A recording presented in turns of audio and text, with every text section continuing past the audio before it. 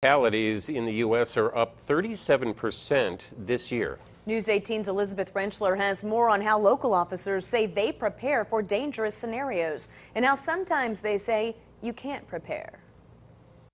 It's a statistic no police officer wants to hear, but it's happening nationwide. The National Law Enforcement Officers Memorial Fund says fatalities in the line of duty are up 37% from this time last year. Of the 63 reported deaths, 23 involved guns. There are dangers now that we face that we've never faced before. Lafayette Police Chief Patrick Flannelly says while gun violence has always been a concern among officers, what's perhaps most concerning now is what's become a common ambush style of attack. I think that just the propensity for individuals now to go into a workplace, to go into a mall, to go into a school, to find police officers sitting in a cafe, the things that you don't see coming, those are the ones that really concern us. West Lafayette Mayor John Dennis began his career as a Lafayette police officer in 1984.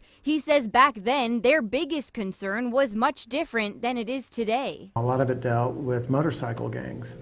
And I think there's a cliche term now, the outlaw motorcycle gang, but that was in essence what we spent a lot of time concerning ourselves with. So is it more dangerous nowadays to be a police officer? Both Dennis and Flannelly say it's hard to say. Being an officer, they say, has always been and will be a dangerous job. To say that it's more dangerous, I don't know that I would necessarily say that, but there definitely is a lot more specialized training.